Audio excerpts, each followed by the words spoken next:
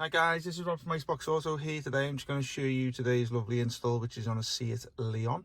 This particular system is the 9-inch frame, comes with an 8-core processor and 464 gig of RAM on this one.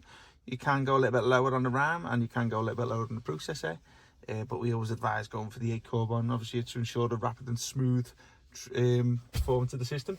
What you'll find with a lot of the 4-core processor ones, which is the low end ones, which we do sell, but we will always advise that they're only good for, like, basically if you just want to play your music on MP3. It's reason if you start using the likes of Google Maps, what's Spotify, Waze and all that type of stuff, which need a bit of oomph in the processor, then obviously a core processor is what you need.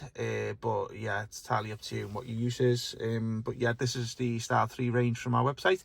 If it doesn't look familiar to what you see advertised on the product in terms of the user interface here, its only reason being is because you can change this interface if you want. So obviously customers going to change it to this one here, which is totally fine. But you can customize these skins by one of the back end settings on here. But I'll just go and give you a little rundown of what it's got. It works totally fine with the steering wheel controls. So I was going to show you the radio first. Here are we. So it's totally fine with the steering wheel. Lets me do the skip and up and down. Customers had a speaker upgrade today and all, which is obviously what we've done for them, put some new speakers in for them so the car is enhanced in the sound system. Okay, so just go back to the home page here. This is your navigation here. Obviously comes with you can set up any maps of choice on there. This is obviously first time use, so if you put that one, this is now going to show Google Maps when you do that one. So that's that one there.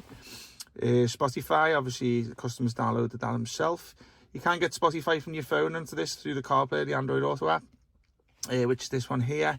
So obviously it's linking to my phone, which is the iPhone. So obviously this is the CarPlay interface.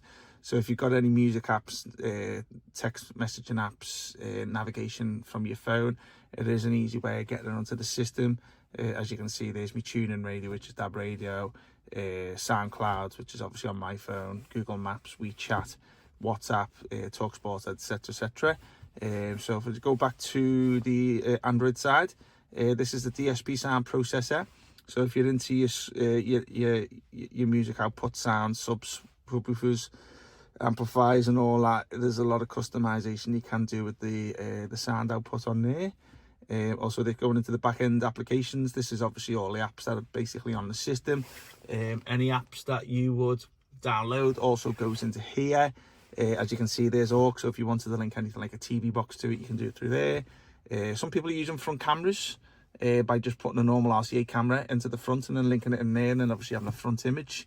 There's your Bluetooth. As I say, if you use this app, which is CarPlay Android Auto, you can use your Bluetooth through there too. Chrome, that's a browser. File manager, so if you want to basically put any applications onto the system from USB pen.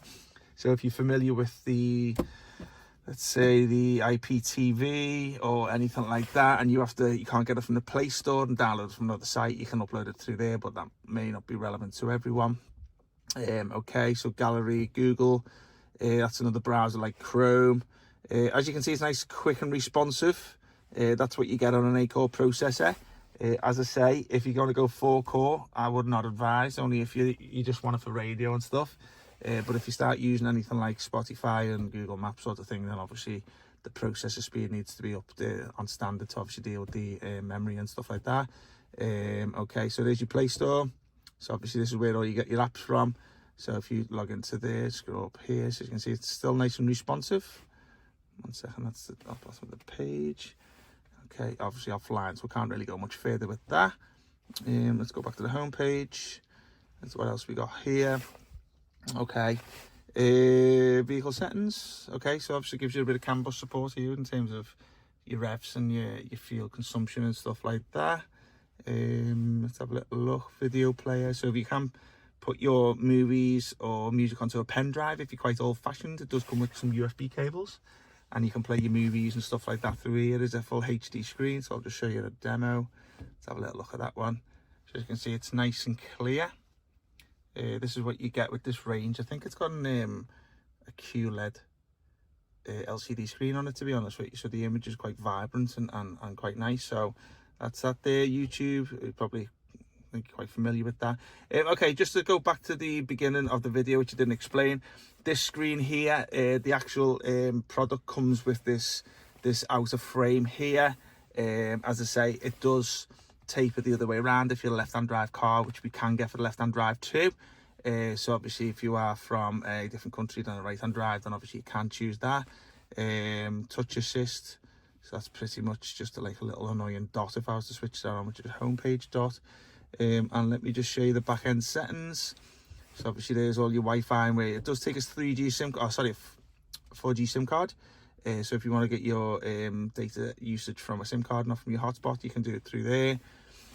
Device just allows you to customize the display, sounds, stuff like that. If you're familiar with Android, then you're obviously familiar with some of these settings here.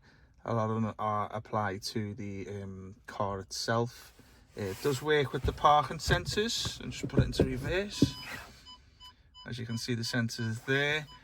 Also, we haven't put a camera on today because we didn't go for the rear camera, so that's why it's a black screen. But the sensors do work. Can go into here, which is the back end settings with a password. Just some things that you're not really going to need to change unless we advise. But as I say, that's just a little bit of extra system. And just to show you, that's set them to back up and restore and stuff like that. Okay guys, I'll just bring it to an end. So I'll hope you liked the video. If you've got any questions, give us a shout. We'll put the link down below in the description, all our contact details as always, and hope to see you soon. Take care, bye bye.